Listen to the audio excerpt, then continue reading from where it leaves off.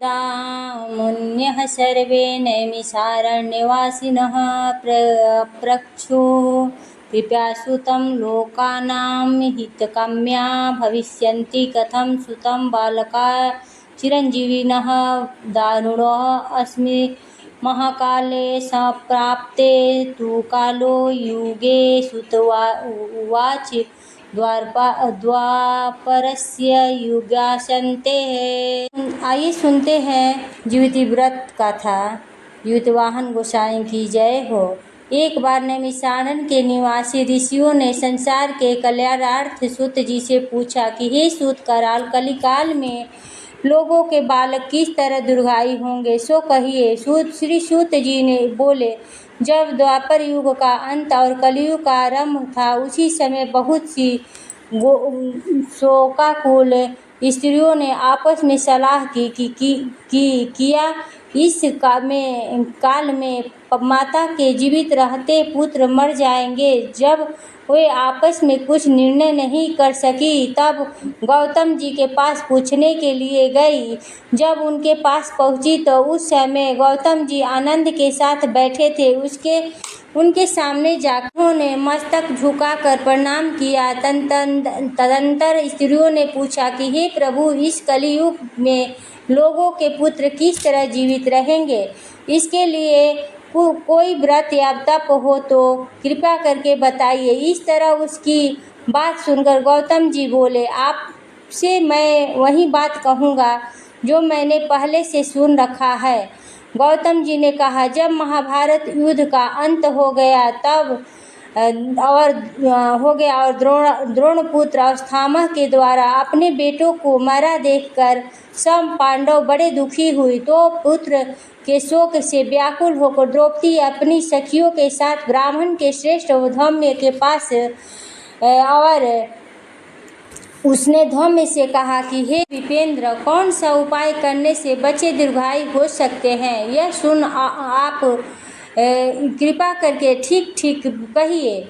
धौम्य बोले, सतयुग के सत्य वचन बोलने वाला, सत्याचरण करने वाला समरवर्षी जीवितवाहन नामक एक राजा था। एक बार वह अपनी स्त्री के साथ अपनी ससुराल गया था और वहीं रहने लगा। एक दिन आधी रात के समय पुत्र के शोक में से एक व्याकुल कोई स्त्री रोने लगी, क्योंकि वह अपने बेटे के दर्शन से निराश हो गई थी।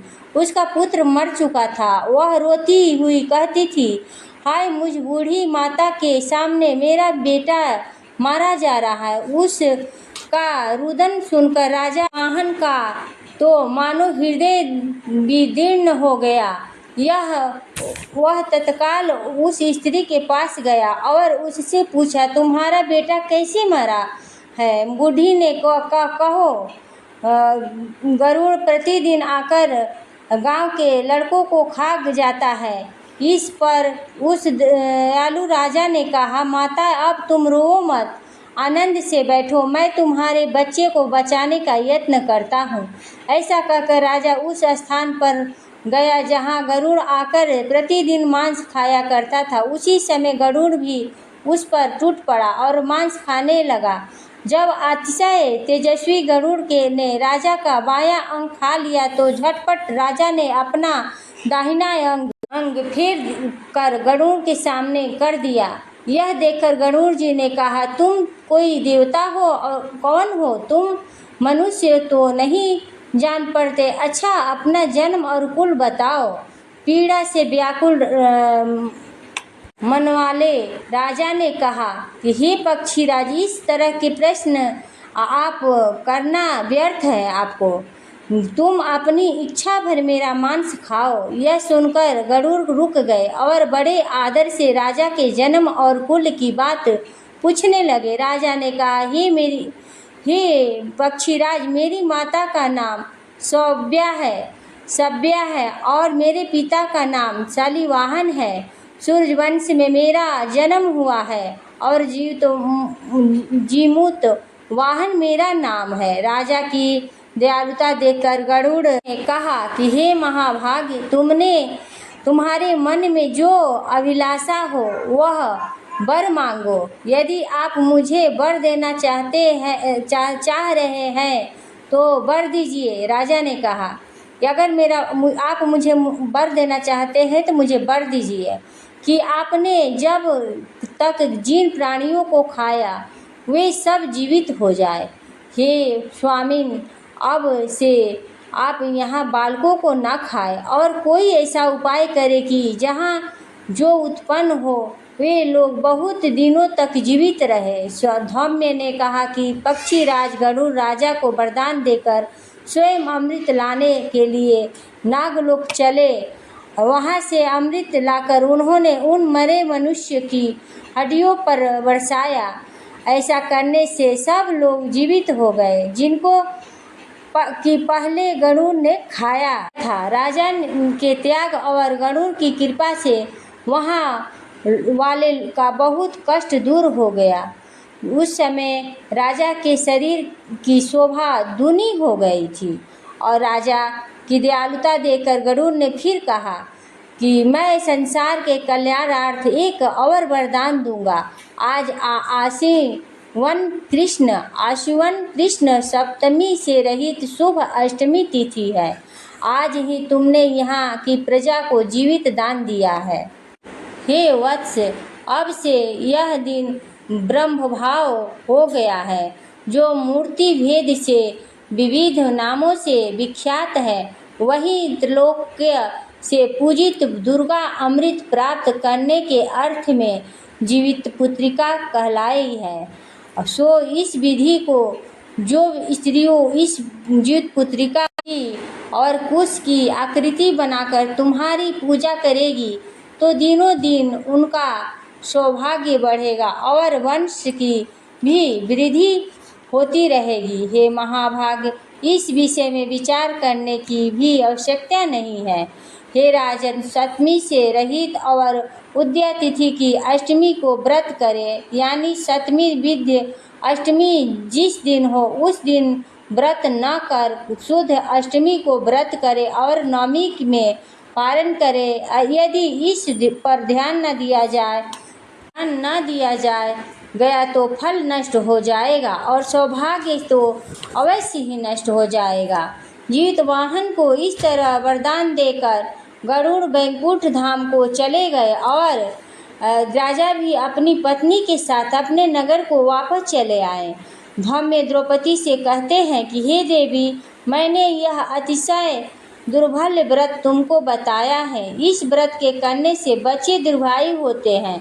हे देवी, तुम भी पूर्वोक्त विधि से यह व्रत और दुर्गा जी का पूजन करो तो तुम्हें अभिलषित फल प्राप्त होगा। मुनिराज धौम्य की बात सुनकर द्रौपदी के हृदय में एक प्रकार का कौतूहल उत्पन्न हुआ और पूर्ववासिनी स्त्रियों को बुलाकर उनके साथ यह उत्तम व्रत किया। गौतम जी ने कहा, यह व्रत और उसके प्रभाव को किसी एक चील ने सुन लिया और अपनी सखी सियारिन को बतलाया। इसके बाद पीपल वृक्ष की शाखा पर बैठकर उस चील ने और उस वृक्ष के एक खोते में बैठकर सियारिन ने भी व्रत किया। फिर वही चिल्ही किसी उत्तम ब्राह्मण के मुँह से यह कथा सुनाई और पीपल के खोते में बैठी हुई अपनी सखी को सुनाया। सियारिन ने आधी कथा सुनी थी कि उसे भूख लग गया और वह उसी समय शव से भरे हुए शमशान में पहुंची। वहां उसे इच्छा भर मांस का भोजन किया और चिल्ही बिना कुछ खाए पिए रह गई और सवेरा हो गया। सवेरे वह गौशाले में गई और वहां गौ का दूध मिला। इस तरह नवमी में को उसने पारण किया। कुछ दिनों बाद वे दोनों मर गई और अयोध्या में किसी धनी व्यापारी के घर में जन्मी। संजोग से उन दोनों का जन्म एक ही घर में हुआ, जिसमें सियारिन ज्येष्ठ हुई और चिल्ही छोटी। वे दोनों सभी शुभ लक्षणों से संयुक्त थी, इसलिए बड़ी लड़की काशीराज के और छोटे उनके मंत्री के साथ गहन प्रत्य अग्नि के सामने विधि पूर्वक ब्याही गई और पूर्व जन्म के कर्म फल से वह मृगनयनी रानी हुई। जिस किसी भी संतान को उत्पन्न करती वह मर जाती थी और पूर्व जन्म की बातों को स्मरण करने वाली मंत्री की पत्नी अष्टवसुओं से सदृश तेजस्वी आटे का उत्पन्न किया और सभी जीवित रह गए। अपनी बहन के पुत्रों को जीवित देखकर ईर्ष्यावश राजपत्नी ने अपनी स्वामी से कहा कि हे स्वामी, यदि तुम मुझे जीवित रखना चाहते हो तो इस मंत्री के भी पुत्रों को उसी जगह भेज दो जहाँ मेरे बेटे गए हैं, अर्थात तो इन्हें मार डालो। यह सुनकर राजा ने उस मंत्री के पुत्रों को मारने के लिए कई प्रकार के उपयोग किए, पर मंत्री पत्नी जीवित पुत्रिका के पुण्य बल से बचा लिया। एक दिन राजा ने अपने आदमियों से उन पुत्रों का सिर कटवाकर पिटारी में रखवाया और वह पिटारी उनकी माता के पास भेज दिया, जहाँ की मंत्री की पत्नी के भेज दिया। किंतु वे आठों सिर बेकिस्मती जवाहर हो गए और भले चंगे वे आठों लड़के अपनी माता के पास वापस चले गए। उनको जीवित देखकर राजपत्नी को बड़ा विस्मय हुआ। अंत में वह मंत्री की पत्नी के पास आई और सामने उसने पूछा, बहन, तुमने कौन सा ऐसा पुण्य किया है जिसमें के बार बार मारे जाने के पर भी तुम्हारे बेटे नहीं मरते? इस पर मंत्री की पत्नी ने कहा, पूर्व जन्म में मैं चीली थी और तुम सियारिन थी। तुमने साथ साथ जीवित पुत्रिका का व्रत किया। तुमने व्रत के नियमों का पालन भली भांति पालन नहीं किया था और मैंने किया था। इसी दोष से है कि हे बहन, तुम्हारे बेटे नहीं जीते। हे बहन, ओ राजरानी, अब भी तुम उस जीवित पुत्रिका का व्रत को करो जो तुम्हारे बेटे दीर्घायु होंगे। मैं तुमसे सच सच कह रही हूँ। उसने कथा अनुसार रानी ने व्रत किया, तभी से उसके और कई बेटे सुंदर और दीर्घायु होकर बड़े बड़े राजा हुए। श्री सूत जी कहते हैं कि सब प्रकार का आनंद देने वाले मैंने यह दिव्य व्रत बतलाया। स्त्रियां चिरंजीवी संतान चाहती है तो विधि पूर्वक जीवित पुत्रिका का यह व्रत करे। जय जितवाहन गोसाई जय। कथा आप लोग सुनिए। जो भी गलत सही होगा कमेंट करिएगा और शेयर करिएगा। सब्सक्राइब करना नहीं भूलिएगा। आप सबको प्रणाम। हर हर महादेव।